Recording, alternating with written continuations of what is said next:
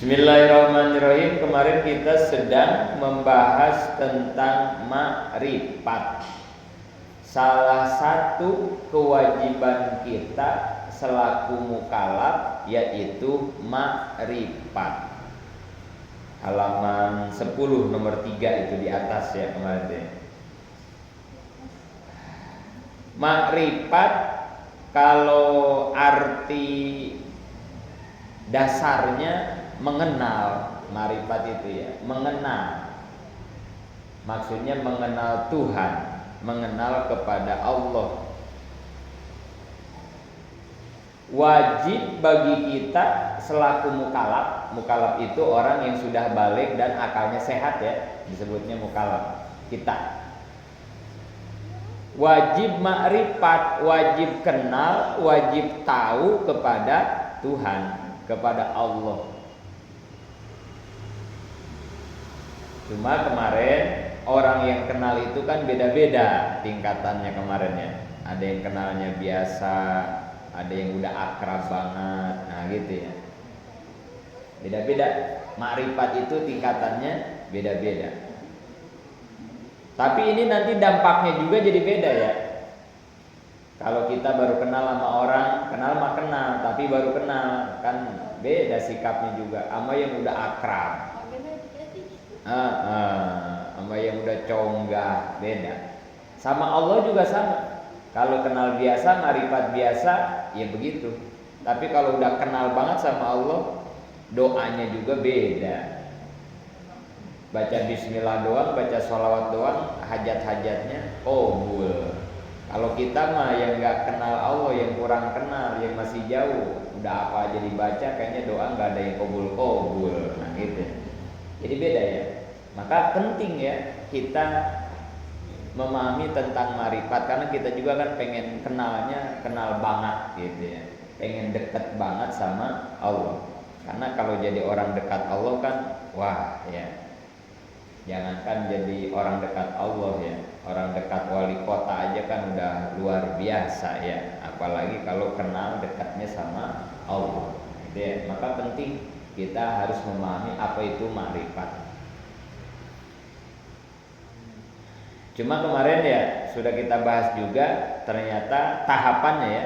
Orang yang ingin mengenal Tuhan harus mengenal diri sendiri kemarin. Man arofa nafsah arofa robbah. Orang yang mengenal dirinya maka dia akan mengenal Tuhannya. Berarti kalau orang belum kenal dirinya, ya bakal sulit dia mengenal Tuhannya. Kemarin manusia itu terdiri berapa unsur? Tahu 2 minggu, tahu 3 minggu, tahu sebulan dah ke belakang ya. 5. 1 jasad, 2 nafsu, 3 akal, 4 hati, 5 ruhani ya. Ini mah penting ya ibu-ibu ya. Ini kan syarat. Kalau kita pengen kenal Tuhan, kenali diri kita. Berarti kita harus tahu diri kita. Kalau kita nggak tahu diri kita kan konyol. Masa sama diri sendiri aja gak tahu. Oh kirain dia bukan saudara. Tahu-tahu saudara masih ajak masuk kan gitu kan ya. Itu gara-gara gak tahu kan gitu ya. Ya Allah dari tadi saya cuekin, kirain mah bukan saudara saya. Itu gara-gara orang kagak tahu kan gitu ya. Orang gak kenal sama dirinya, ya dirinya nanti diantepin jadinya ya. Gak diurusin karena gak tahu dirinya. Maka penting banget ya kita tahu siapa sih kita nih, manusia ini, kita nih siapa. Kalau udah tahu makan mudah-mudahan kan gitu ya, nggak dicuekin lagi, disuruh masuk ke rumahnya, disuguhin kan, suruh nginep kalau udah kenal ya. Dan ini menjadi syarat agar kita bisa mengenal Tuhan. Kenal dirimu maka kamu akan kenal Tuhan. Man arofa nafsah arofa robbah, gitu ya. Jadi paling enggak kita kemarin mengenal unsur manusia yang 5. Jasad, nafsu, akal, hati, ruh. 5. Dan 5-5-nya punya kebutuhan. Kemarin itu kan begitu ya. 5-5-nya punya kebutuhan. Kalau kebutuhannya tidak terpenuhi, celaka. Ibu-ibu dia punya kebutuhan sama suami, jajar kebutuhan ibu nggak dicukupin sama suami kan murang maring. Sama badan kita juga ini, diri kita nih punya kebutuhan. Kalau unsur yang limanya aja nggak tahu, terus kalaupun tahu nggak tahu kebutuhannya, waduh, kasihan diri kita, kasihan nanti. Maka jangan heran kalau hidup pusing mulu, masalah mulu, sakit mulu kan gitu. Ya tuh sama dirinya aja nggak tahu kan gitu. Mau gini susah, mau gitu mentok kan, nggak penting banget ini. Ini ilmu dasar ini. Kemarin jasad kebutuhannya apa kemarin? Harus cukup. Ya kemarin ya. Jasad kebutuhannya harus cukup. Cukup itu apa? Nggak kurang, nggak gitu kan ya, cukup deh ya. Nggak kurang, nggak. Oh itu bajunya cukup. Nah, berarti nggak kegedean, nggak kekecilan. Kalau misalnya jasad kebutuhannya makan, contohnya makan, berarti makannya nggak boleh kurang, nggak boleh, kan begitu berarti kan ya. Berarti kalau makannya kurang jasad bahaya, makannya kebanyakan juga jasad bakal bahaya. Apalagi kebutuhan jasad tidur misalnya, nah berarti kan tidurnya nggak boleh kurang, nggak boleh lebih. Kurang tidur bahaya, kebanyakan tidur juga bahaya. Kan itu ya. Kebutuhan biologis sama, nggak boleh kurang, nggak boleh lebih. Pakaian, sandang, papan, semua itu kebutuhan jasmani itu semua harus cukup. Cukup itu nggak kurang, nggak lebih. Kalau di sini kita tidak tahu, maka jangan heran kalau penyakit mulu, jadinya badannya sakit, penyakit karena kebutuhannya nggak dicukupi. Ya. Itu jasad, jasmani ya. Kebutuhannya harus cukup ya. Jasmani mah harus cukup. Cukup itu enggak kurang, enggak lebih. Baru sehat. Baru badan kita baik kalau itu jasmani kita. Kedua, nafsu. Kemarin apa kebutuhannya nafsu? Harus terkendali. Nafsu ya. Nafsu mah kebutuhannya terkendali. Nafsu itu anugerah. Anugerah dari Allah. Orang kalau kagak dikasih nafsu bahaya ya. Nggak ada kemauan hidupnya ya. Orang-orang pagi-pagi ada yang ke pasar, ada yang ke toko, ada yang menggojek, ada yang wah dia mendiam aja di rumah. Orang kalau nggak punya nafsu gitu, tetangganya udah beli motor, udah beli mobil, dia mendiam aja. Parah ya. Wah bukan nyantai itu mah. Iya monoton hidupnya deh. Kalau kagak punya nafsu kan gitu ya. Bininya udah dandan, udah segala macam, diem aja dia. Bahaya. Orang kalau nggak punya nafsu bahaya. Jadi kayak es dingin, kayak toko melumbruk aja kan begitu ya. Ini ibu datang ke sini ke Al-Mukhlisin panas-panas begini kan, siang-siang begini karena dikasih nafsu. Coba kalau nggak dikasih nafsu sama Allah nggak bakal mau ini kita siang-siang ngaji begini kan. Karena ada keinginan kan gitu ya. Pengen ngerti, pengen bisa, pengen bahkan gitu ya. Ada nafsu kan ya. Ada nafsu. Jadi bahaya orang kalau nggak ada nafsu itu bahaya. Maka bersyukur kita dikasih nafsu. Tapi ingat, nafsu juga punya kebutuhan. Apa kebutuhannya? Terkendali. Karena kalau nafsu tidak terkendali nanti jadi celaka lagi, jadi bahaya lagi. Dia kayak jasmani, kebutuhannya tidak terpenuhi bahaya. Nafsu juga sama. Kalau tidak terkendali, wah banyak orang yang celaka gara-gara nggak ngendaliin hawa nafsu. Bahaya. Dan nafsu itu nggak suka, tidak dikendalikan itu nafsu itu nggak suka karena nafsu pengennya dikendalikan. Kayak jasad kita, kalau jasad kita nggak cukup, waduh menjerit jasad kita karena kebutuhan jasad itu dia minta cukupi dong gitu. Kasih saya kebutuhan saya dengan cukup, jangan dilebihin, jangan dikurangi. baru itu akan menjadi kebaikan gitu ya. 3, akal kemarin tuh ya. Kebutuhannya apa? Luas. Kalau akal ya nggak boleh disempit-sempit. Karena Allah ngasih akal kepada kita tanpa batas ya. Ingatin ya, akal kita ini tanpa batas ya. Gak dibatesin Allah ngasih akal. Makanya akal mah kudu luas. Kebutuhannya teh kudu luas. Jangan dipersempit akal. Contohnya mana? Kenangan ibu ketika sekolah SD, sekolah MI 20-30 tahun yang lalu kan ya. Masih ingat apa enggak? Waktu sekolah SD atau MI masih ingat enggak? Ingat banget ya. Padahal itu udah 20-30 tahun ya. Itulah luasnya akal. Jadi akal mah diisiin terus ge, nggak penuh-penuh, nggak kayak memori handphone. Cuman 25 GB, cuman sekian, nggak ada 1 tera, nggak ada deh mah, nggak ada batasannya. Karena ini bukan produk Cina, ini produk Tuhan. Jadi luas. Paling bedanya kecepatan, kayak Wi-Fi. Mbps bedanya di situ doang ya. Ada yang cepat Wi-Fi teh kan, ada yang tergantung sebulannya berapa duit gitu doang. Manusia juga sama, ada yang ngapalin teh cepet, ada yang lemot gitu ya. Jadi kapasitasnya mah sama, cuman kecepatannya beda di situ doang. Tapi secara kapasitas mah sama, semua orang sama. Sama Allah dikasih sama, nggak ada batasannya. Maka janganlah akal kita dipersempit, harus diluaskan. Bagaimana cara meluaskan akal? Harus selalu dipakai mikir. Bagaimana cara mikir? Salah satunya ngaji. Yang kedua apa? Mikir itu tafakur. Nah itu kesenangan akal tuh begitu dipakai ngaji kan. Kayak ngaji begini kan ibu-ibu kan mikir ya. Saya ngomong didengerin kan dipikirin. Oh iya.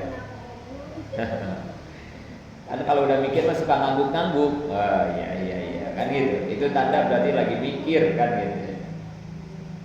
Jadi seneng nih akal dipakai ngaji begini tuh seneng mikir jadinya gitu ya. Atau tafakur. Itu juga kebutuhan akal ya. Tafakur itu merenungi ciptaan Allah ya. Tafakkaru sa'atan khairu min ibadati alfi sanah. Tafakur sesaat lebih baik daripada ibadah 1000 tahun. Beda tafakur ya. Mentafakuri makhluk-makhluk Allah, ciptaan-ciptaan Allah. Main ke Pangandaran, duduk di pinggir pantai, lihat laut, tafakuri ya Allah. Allah menciptakan laut luar biasa. Ikannya miliaran, begitu nafakurannya begitu ya. Melihat bintang, melihat bulan, semua ditafakuri, direnungi, mikir. Cuman kan ya kita nggak bakal bisa bertafakur kalau ilmunya nggak punya ya. Nah, ini penting juga nih. Jangan jauh-jauh di dalam diri kita. Ini bahan tafakuran semua nih di dalam diri kita ya. Darah. Itu kalau kita ke PMI ya. PMI Bogor itu ya, kalau kita mau donor darah ngobrol dah sama orang PMI, itu ngebahas darah nggak bakal beres 1 bulan itu. Ilmu darah doang, masya Allah begitu kompleks Allah menciptakan makhluk yang namanya darah. Kalau dulu kita mau donor darah cukup golongannya sama, A sama A, B sama B kan gitu ya, O sama O misalnya, atau yang ada golongan bisa masuk mana-mana dulu kan gitu ya. Hari ini enggak. Karena dengan begitu banyak gagal ternyata. Donor darah begitu dulu banyak gagal. A sama A, walaupun sama-sama A, kadang ada yang nggak cocok. Hari ini ketemu lagi sama dokter ilmu baru. Ternyata walaupun sama-sama A, tetap dia harus dijodohkan dulu. Jadi kalau mau donor darah tuh dari PMI diambil darah golongan A sama kita diambil sedikit, di lab dulu tuh sama si dokter. Ada alatnya, ada caranya. Kalau dia nanti nyambung, kawin, ngejodoh, baru tuh bisa didonorin ke kita. Bayangin itu ya. Ngomongin darah aja, ya Allah kan. Jadi bisa kita tafakur kalau kita punya ilmunya gitu. Lagi-lagi emang kudu ngaji dulu ya supaya bisa mentafakurinya. Kita kalau ngisi bensin ke pom bensin ya, ngisi bensin kita ke pom bensin, ngisi aja kan kita biasa kan, ngisi aja udah kan. Kali mau mikirin napakurin bensin kan kita mah enggak kan ya. Soalnya kita nggak ngerti pertalite, pertamax nggak ngerti. Paling kita ngerti kalau pertamax naik, nah kita ngerti gitu ya. Oh bensin udah naik lagi aja, nah gitu ya. Kita ngerti tuh di situ mah ya. Tapi pertalite pertama mah kita gak ngerti, kandungannya kita gak ngerti. Tapi kalau orang Pertamina ya yang kerja di minyak, perminyakan, begitu dia kasih minyak, otaknya itu udah pasti kemana-mana kan itu ya. Kebayang lagi ngebornya, kebayang ngolah minyak mentah jadi mateng, wah udah. Kenapa dia bisa mentapakuri begitu? Karena dia tahu ilmunya ya. Jadi emang lagi-lagi ya, kudu ngaji, kudu belajar supaya tahu ilmunya agar kita nanti bisa bertafakur dan otak kita seneng kalau diajak untuk bertafakur atau berpikir ya. Jangan berhenti, kalau kata orang tua makan ya, otak kalau nggak diasah-asah kan jadi mintul, jadi bebel, jadi bodoh kan gitu ya. Jadi jangan punya anggapan kalau ngapalin kebanyakan enggak ya, enggak. Karena akal mah kapasitasnya tanpa batas dan emang resepnya diluaskan gitu. Diluaskan. Jangan males mikir ya. Biar otak kitanya hidup gitu. Biar hidup. Ketiga, keempat apa?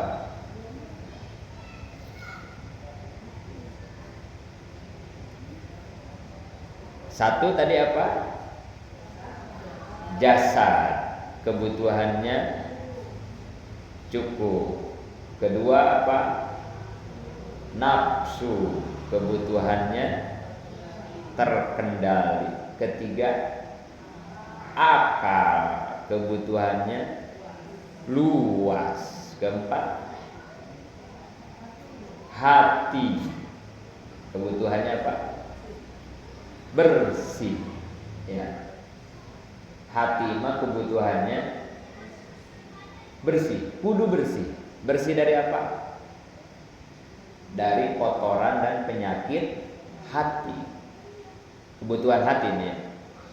Bahkan ingat-ingat ibu-ibu, hati itu adalah raja.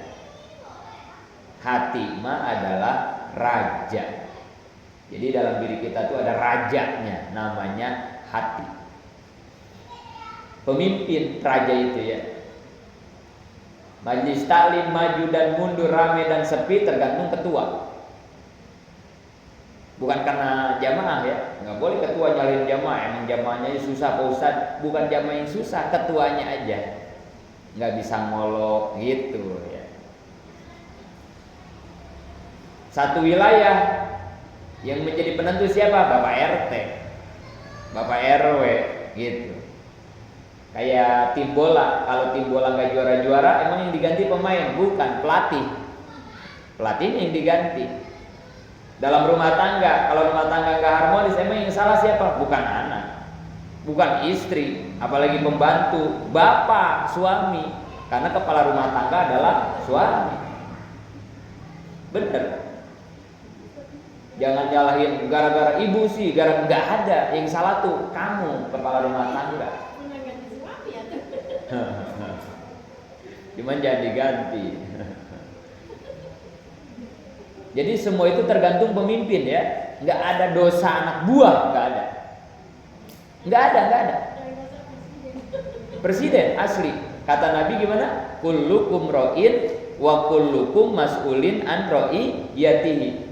Setiap pemimpin nanti di akhirat akan dipinta pertanggungjawabannya atas kepemimpinannya.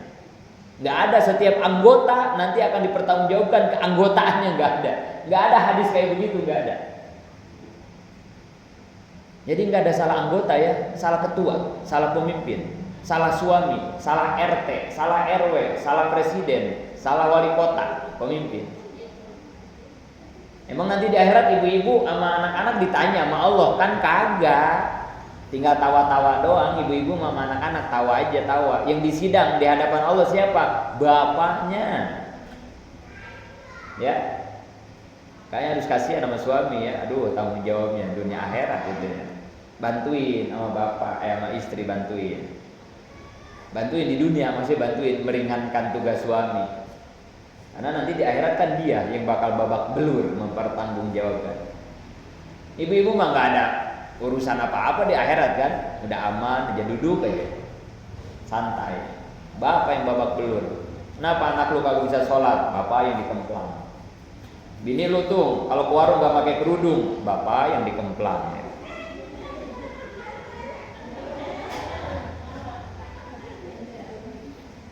Anginnya kekencengan itu ya. Ini kedorong. Tapi biarin aja jadi adem ya, minyak angin. Nah, dalam diri kita pemimpinnya adalah hati. Kata Nabi dalam hadis, iza solahat solahal jasadu kulu, wa ija fasadat fasadal jasadi kulu. Kalau hatinya sehat, maka semua badan jadi sehat. Tapi kalau hatinya sakit, maka semua badan jadi sakit. Jadi ibu kalau sakit nggak usah ribet-ribet, nggak usah diperiksa, nggak usah diobatin, nggak usah. Kan di hati tadi kata Nabi.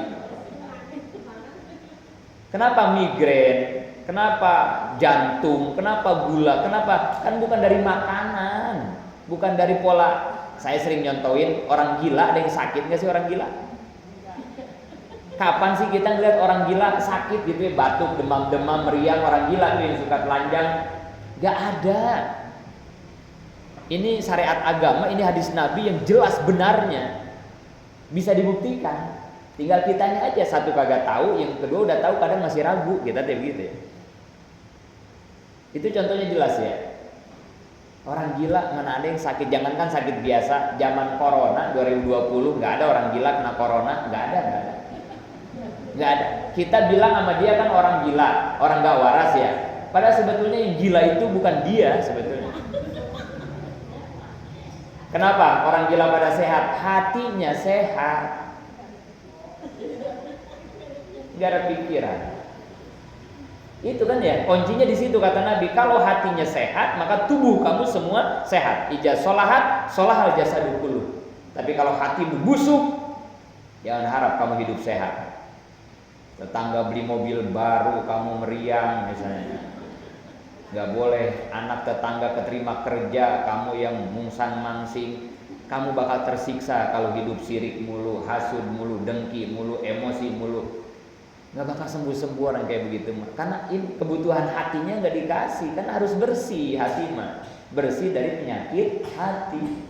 Ujub, ria, takabur, sum'ah. Wah banyak ya penyakit hati ini. Kita harus tahu juga penyakitnya ya, harus ngaji lagi gitu ya. Penyakit hati itu apa aja, banyak. Kalau penyakit jasmani mah kita tahu ya, migrain, pilek, meriang, banyak lah kita tahu semua ya. Tapi kalau ditanya masalah penyakit hati, jarang orang yang tahu. Karena nggak tahu penyakitnya, akhirnya nggak dijaga penyakitnya. Bahkan ketika penyakitnya ada juga dia nggak nganggap itu penyakit, akhirnya nggak diobatin. Kan jadi bahaya. Ya. Jadi kebutuhan hati itu harus bersih dari semua kotoran penyakit hati. Dan ingat, hati adalah raja pemimpin tubuh kita semuanya. Jadi semua tergantung pimpinannya itu hati. Maka hati jangan sampai kotor. Kalau hatinya kotor, ngomongnya juga kotor. Nanti tingkah lakunya juga jadi kotor.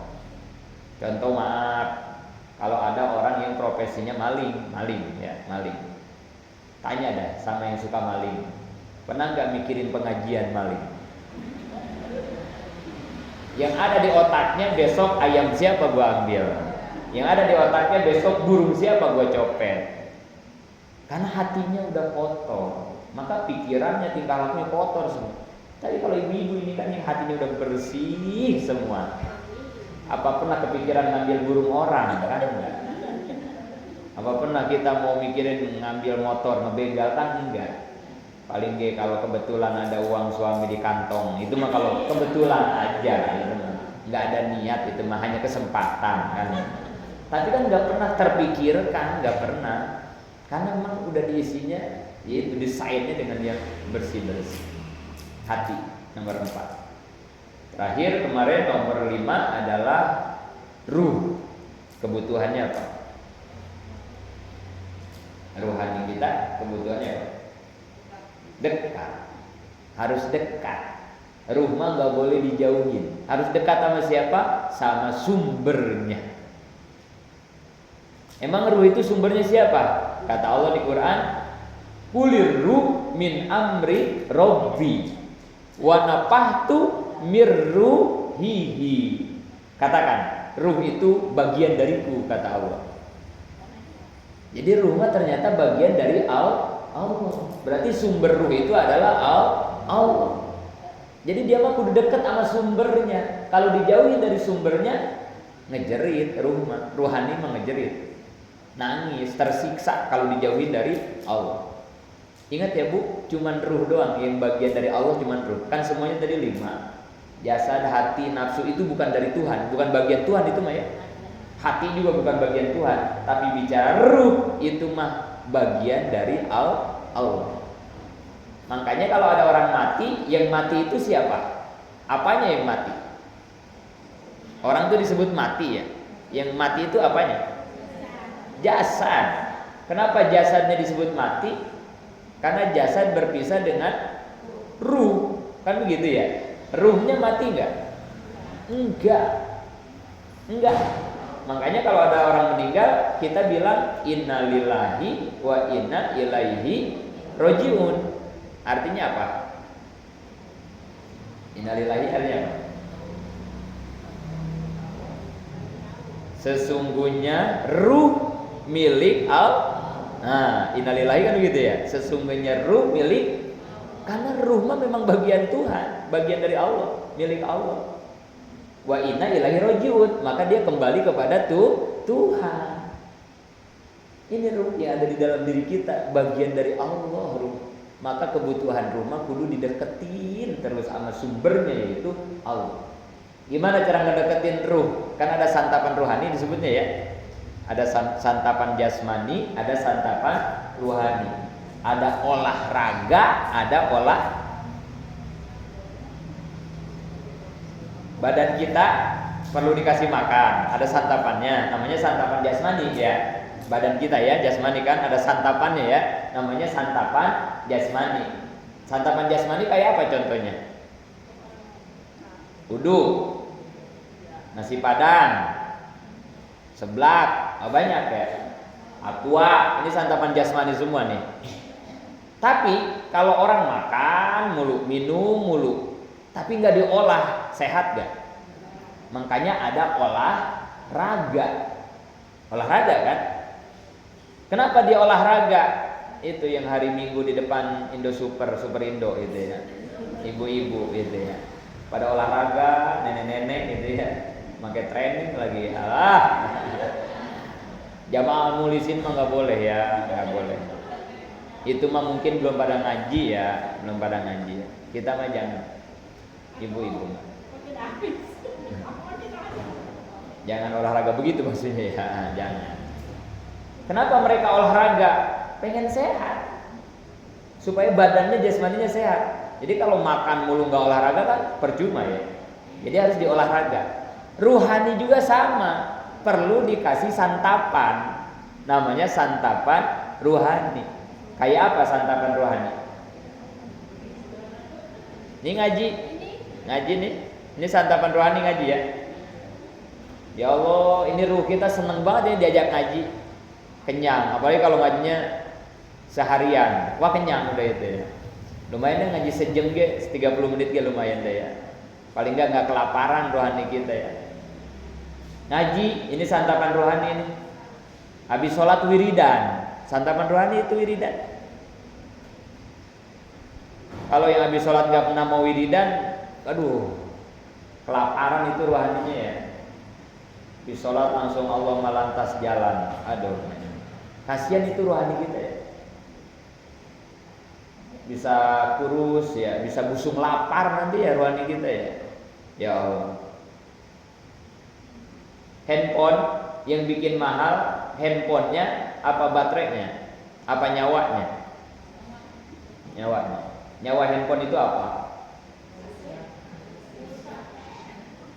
baterai sama kuota sama pulsa kan ya. ATM, nyawanya ATM apa? Saldo. ATM, BCA, Gold, yang paling mahal ya, Gold. Tapi pas dicek saldonya 0. ATM itu berharga nggak? Nggak ada, nggak berharga, nggak punya nilai, nggak punya nyawa, mati itu ATM. Tapi walaupun ATM-nya BRI biasa, tapi pas dicek saldonya nolnya 13. 0 doang 13. Kagak ada angka 1, nggak ada angka 2. Percuma ya. Walaupun ATM biasa tapi saldonya miliaran. Itu ATM walaupun jelek berharga karena punya nyawa, punya value, punya nilai, punya ruh, yaitu saldo. Manusia ge sama. Artis yang paling ganteng siapa namanya? Nenek nggak pernah nonton sinetron sih ya, susah ya. Udah aja di sini di Al-Muhlisin yang paling ganteng siapa bapak-bapak di sini? Orang ya, orang seganteng-gantengnya orang ya. Kalau orangnya mati, mau nggak? Orangnya mati ya. Raffi Ahmad, ganteng banget Raffi Ahmad, tapi udah mati Raffi Ahmadnya. Ibu-ibu mau nggak? Takut ya, memedi ya. Kenapa dia menjadi ganteng? Karena hidup, masih hidup. Jadi berarti yang bikin ganteng itu fisiknya atau hidupnya, nyawanya. Nyawa kan ya. Karena segantengnya fisik, kalau nyawanya diambil sama Tuhan, siapa yang mau tidur sama orang ganteng itu kalau udah jadi mayit? Berarti yang bernilai itu bukan fisiknya, bukan mancungnya, bukan putihnya, bukan, tapi ruhnya, nyawanya. Maka ibu-ibu ya, udah ya, stop ya, udah biarin lah. Kulit wajah mah mau hitam ke, mau krodok ke, mau apa ke, udah biarin aja. Ya lagi aja, mau digimanain dia badan kita kalau ruhnya jelek, kalau ruhnya busung lapar, apa artinya? Kalau ruhnya kosong, ya bagusnya mah luarnya cakep, dalamnya cakep. Ya tapi kan sempurna orang kayak begitu mah, kayaknya berat. Buat kita udah ngaji, prioritas kita sekarang jangan salah, maksudnya begitu ya. Jangan johir doang dibenerin, tapi ruhnya diantepin. Jangan. Udah prioritas kita mah sehatkan ruhaninya, nanti jasmaninya bakal ke bawah sehat, gitu ya. Jadi kasih makan ya rohani kita ya, biar gak lapar. Wiridan, tadarus Quran, amal-amalan, itu semua santapan ruhani. Terus jasmani perlu makan, jasmani perlu olahraga. Ruhani juga sama, perlu makan dan perlu olahraga sama badan. Kalau ruhani olah apa? Olah jiwa. Ya, olah jiwa kan? Jasmani olahraga, ruhani olah jiwa. Bangunlah jiwanya, bangunlah raganya untuk Indo. Jadi lagu Indonesia Raya kan? Ada raga, ada jiwa. Ibu-ibu olahraga mah kan udah. Olah jiwanya udah belum? Nggak tahu Pak Ustadz olah jiwa apaan. Nah ini kan repotnya ini. Udah marunya nggak pernah dikasih makan, sekalinya dikasih makan pas-pasan nggak pernah diolah jiwa. Itu kayak badan nggak pernah makan, terus udah makan nggak pernah olahraga. Ya udah ya, nggak bakal sehat jadinya. Ya kita udah ngaji, mohon cara berpikirnya robah sekarang ya. Kalau orang-orang yang kagak ngaji mah biarin, ngurusin raga, ngurus hidupnya biarin ya. Orang belum ngerti. Kita mah sekarang udah ngerti, mindsetnya dirobah. Robah udah mindsetnya. Habis duit dipakai ngurusin zohir ya, batinnya diantepin. Jangan, kita mah ahli pengajian. Robah ya. Karena tadi ya, orang mau jelek, mau hitam, mau gimana, kalau ruhnya bagus, ruhnya indah, ruhnya cantik, maka luarnya akan kebawa cantik. Dibanding dalamannya keren, tapi ruhnya mati, gak ada arti apa-apa. Ya.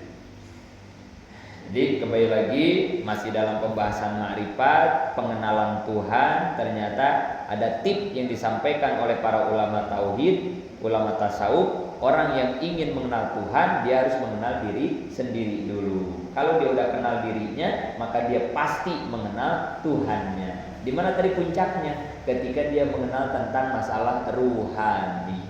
Ternyata rohani itu bagian dari kita dan kebutuhan rohani harus dekat dengan Tuhan. Nah, di situ berarti jawabannya. Kenapa orang yang kenal dirinya kenal Tuhan? Karena dia paham, oh kebutuhan rohani saya harus selalu didekatkan kepada Tuhan. Gitu ya. Sampai di situ masih belum maju-maju nggak apa-apa ya. Nanti kita lanjutkan kembali masih dalam pembahasan ma'rifat. Mudah-mudahan manfaat. Amin ya Allah ya rabbal alamin.